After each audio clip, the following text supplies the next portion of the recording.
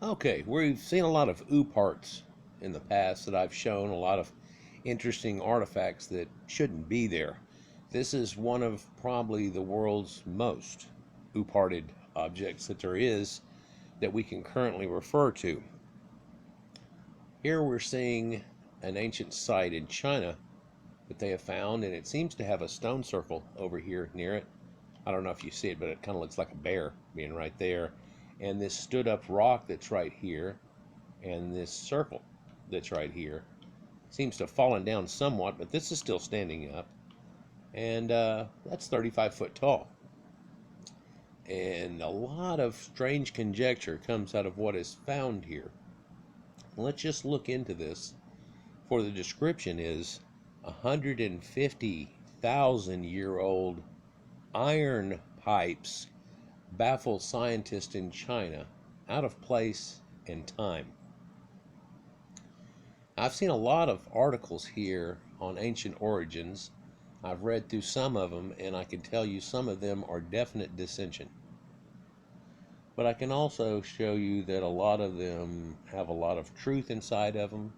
It's kind of why I like to vamp over them and things, is because there's a lot of information to be gleaned out of these, and indeed all I need is a starting point, right? So a new part is an out-of-place artifact is a term applied to dozens of prehistoric objects found in various places around the world that seem to show a level of technology or advancement incongruous with the times in which they were made. Ooparts often frustrate conventional scientists, delight adventurers, investigators, and open and alternate theories and spark debates. In a mysterious pyramid in China's Guangxi province near Mount Bagong, there are three caves filled with pipes leading to a nearby saltwater lake.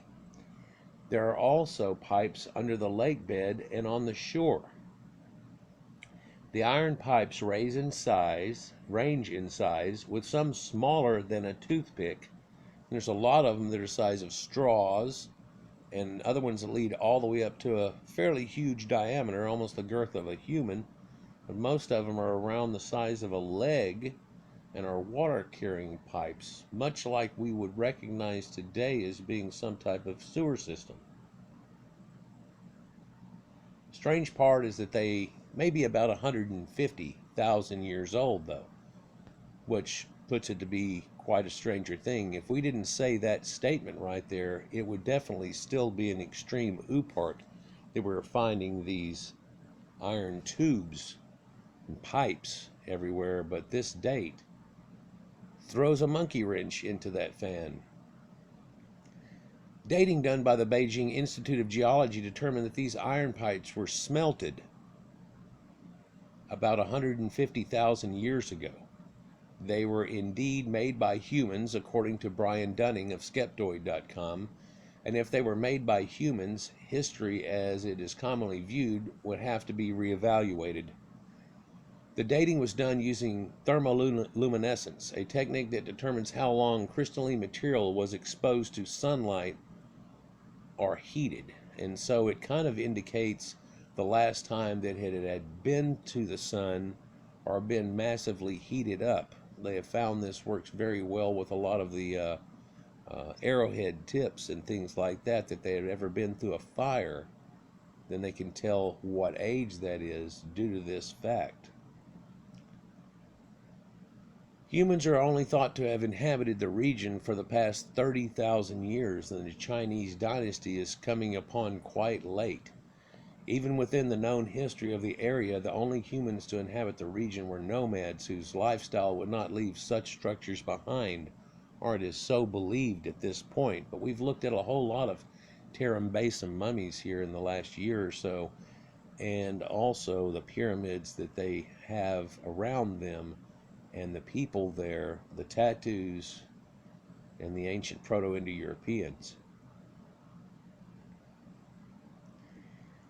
The state news run agency Xinhua in China reported on the pyramid, the pipes, and the research began by a team of scientists sent to investigate in 2002.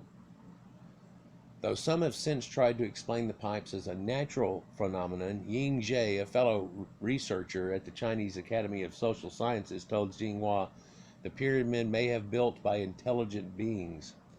He did not dismiss the theory that ancient extraterrestrials may even be responsible, saying this theory is understandable and worth looking into, but scientific means must be employed to prove whether or not it's true.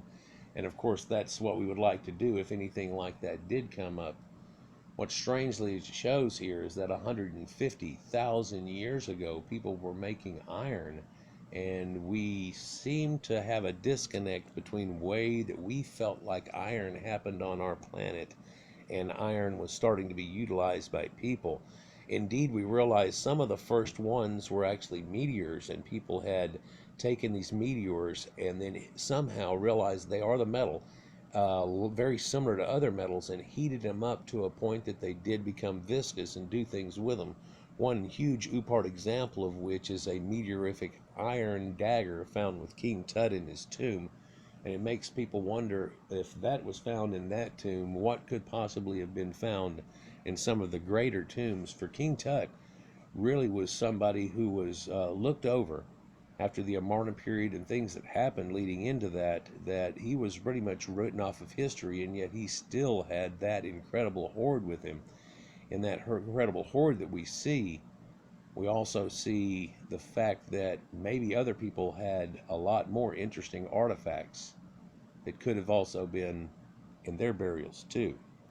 Another theory is that it was built by prehistoric humans with techniques lost to humans of a later period. The pipes lead into a salty lake, though a twin lake nearby contains fresh water. The surrounding landscape is strewn with what Zenha described as strangely shaped stones. Rocks protrude from the ground like broken pillars. The head of the publicity department at the local Denghua government told Xinhua the pipes were analyzed at a local smeltery and 8% of the material that's involved could not be identified. The rest was made of ferric oxide, silicon dioxide, and calcium oxide. The silicon dioxide and calcium oxide are products of long interaction between the iron and surrounding sandstone, showing the ancient age of the pipes. Lu Xiaolin, the engineer who did the analysis, told Xinhua this results have made the site even more mysterious, and indeed it has. Nature is harsh here. Now, in a modern time, he said, there are no residents, let alone modern industry in the area. Only a few migrant herdsmen to the north of the mountain. And indeed, we could probably see the same thing in Egypt, where it looks like it's been pretty much from a prosperous green society all the way down to a wasteland. And indeed, if it didn't have the fertility spots that it has now, people would have left long ago. And then we might be also still looking at this place in a different way, like we look at the ancient Mayan and stuff like that just seems to be almost an Oopart also, just bulging out of a middle of a jungle. Nature is harsh there. There are no residents alone in modern industry in the area, only a few migrant herdsmen to the north of the mountain. To further add to the mystery, Jing Zhedong, a geology researcher, fellow from the China Earthquake Administration, told state-run newspaper People Daily in 2007 that some of the pipes were found to be highly radioactive. Other theories that come with this, though, Zhedong said iron-rich magma may have risen up from deep in the earth, bringing the iron into fissures where it could solidify into tubes.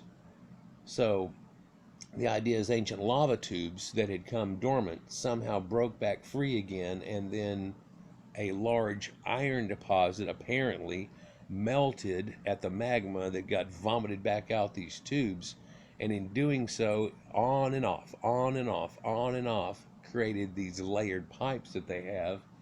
But that just doesn't make sense, really.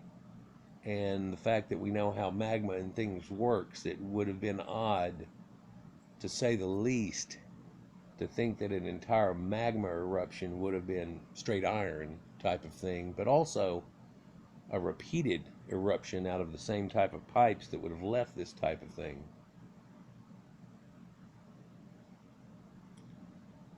Though he admitted there is indeed something mysterious about these pipes, he cited the radioactivity as an example of the strange qualities of the pipes. Others have said iron sediments may have washed into the fissures carried with water during the floods, but then the other people would say these are smelted.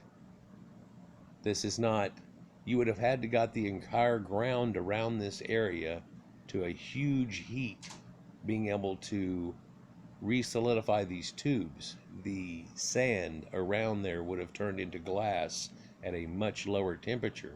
There is no sand glass, but there are radioactive iron tubes. Though Xinhua and other publications in China have referred to a pyramid or even a mysterious pyramid in which the pipes were found, some have said that it was a pyramid-shaped natural formation, and in China today, most of the pyramids that you see there are getting covered over with dirt, and then people are putting flowers and plants and trees all over the top of them, and this was said to be deliberately so our satellites and things wouldn't see them, and that people wouldn't want to investigate them because there are pyramids in China. Another theory is that the pipes are fossilized tree roots.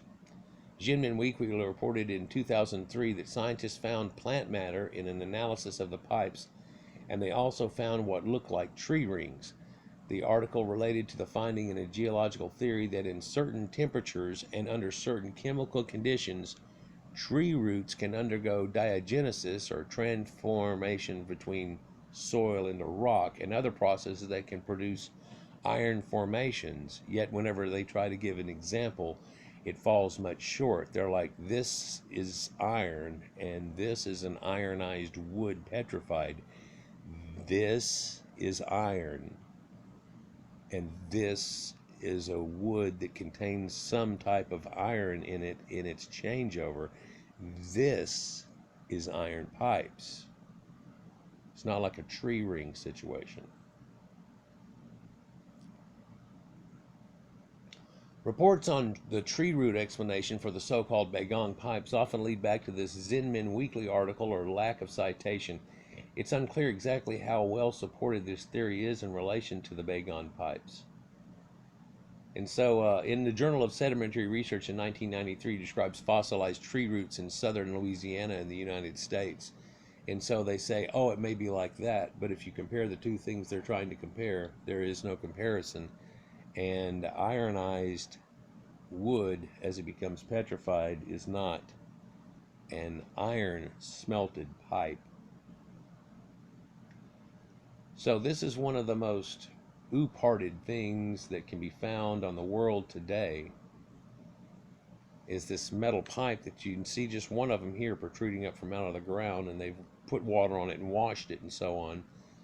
You can see it has not the most exact great formation. It's not as good as pipes that are made today or is totally uniform. But a lot of the sedentary in the inside of it is also seen as being stuff that developed over time. And this gives another issue to the idea, well, there's these iron pipes and then sediment that shows up into them.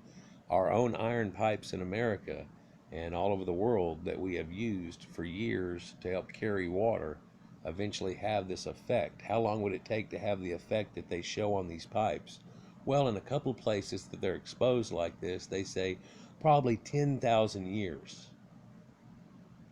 That's extremely odd whenever we are looking at sediments that we have that are only a few hundred-year old, and then looking at their variation and them giving a number that reaches that high also.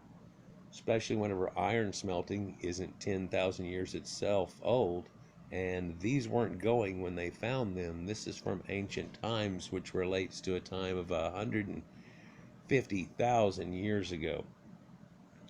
We keep looking at this idea that maybe aliens came to Earth and helped out and so on, and it's articles like these that keep that very much alive, along with the Anunnaki stories and things like that. It's also another reason why I have my Elf on the Shelf box that I keep that has those strange alien-related ideas, and I just set it over there at the side. But quite often I'll find one of those strings of my web attaches to that box. Strange how some things attach to that box. Anyhow, guys, let me know what you think about this. They're going to go into it deeper, but it also looks at the same moment that they're trying to cover it up. One recent article past this point said that all of what they have said was a fallacy. And that's strange because there's at least like 16 articles and people going very much into depth to this, the smelting and everything that they have found.